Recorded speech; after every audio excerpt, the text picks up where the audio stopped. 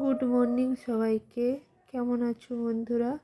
আশা করি সবাই ভালো আছো। আজকে একটা নতুন রেসিপি নিয়ে চলে এসেছি। দেখো, উচ্ছে আলুর রেসিপি।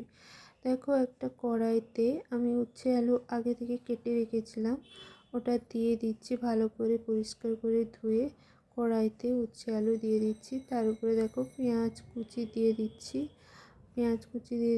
এই রেসিপিটা যারা উচ্ছে খেতে চাও না, এই রেসিপিটা একবার বানিয়ে খেয়ে দেখো। রেসিপিটা আশা করি ভালো লাগবে।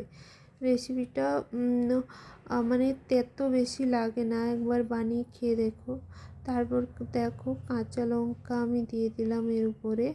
কাঁচা লঙ্কা দিয়ে দিলাম, তারপর হলুদ গুঁড়া দিয়ে দিলাম, কাশ্মীরি লঙ্কা গুঁড়া একটু দিয়ে দিলাম কালারের জন্য। তোমরা এটা স্কিপ করতে পারো, এমনি লঙ্কা গুঁড়োও দিতে পারো। তারপর দেখো, কাঁচা জিরা উপর থেকে একটু দিয়ে দিলাম। কাঁচা জিরা দিলে একটু সেন্টটা ভালো আসে, তাই কাঁচা জিরা দিয়ে দিলাম। দেখো, লবণ দিয়ে দিলাম। তোমরা এটা নিরামিষ দিনেও বানাতে পারো, পেঁয়াজ ছাড়াও এটা বানানো যায়। তারপর দেখো, আমি সর্ষের তেল দিয়ে দিলাম। এবার আমার পালা এটাকে ভালো করে মাখিয়ে নিব। দেখো, আমি এটাকে ভালোভাবে মাখিয়ে নিচ্ছি। এটা কিন্তু খুব টেস্টি লাগে। তোমরা বানিয়ে গরম ভাতের সঙ্গে এটাকে খেতে পারো।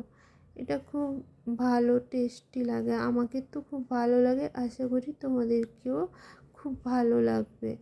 গরম ভাতে তো এটা খেতেই দারুণ লাগে আমাকে, তাই আমি এটা মাছ মাংস যেদিন থাকে না, এটা আমি বানিয়ে নিই। বা যারা উচ্ছে খেতে একদমই ভালোবাসো না, এটা ট্রাই করে একবার খেতে পারো, ভালো লাগে।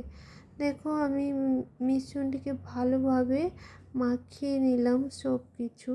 তারপর দেখো, আমার মাখানো হয়ে গেছে। আমি এবার এটাই জল দিয়ে দিব। দেখো, আমি এবার এটাতে জল দিয়ে দিচ্ছি। এবার এটাকে আমি তুলে গ্যাসে চাপালাম। গ্যাসটা ভালো করে জ্বালিয়ে নিব, তারপর রান্নাটা শুরু করব। দেখো, গ্যাসটা আমি জ্বালিয়ে নিলাম, তারপরে রান্নাটা শুরু করব। দেখো, খুন্তি দিয়ে আমি নাড়াচাড়া করে নিলাম ভালোভাবে। ভিডিওটা হয়তো একটু ভালো হবে না, কারণ আমি এক হাতে ফোনটা ধরে ভিডিও বানাচ্ছি। এবার আমি ঢাকা দিয়ে দিলাম এটায়। দেখো, এবার 5 মিনিট পরে আমি ঢাকাটা তুলে নিলাম। দেখো, ফাইনাল লুক দেখো, কত সুন্দর হয়েছে। দেখো,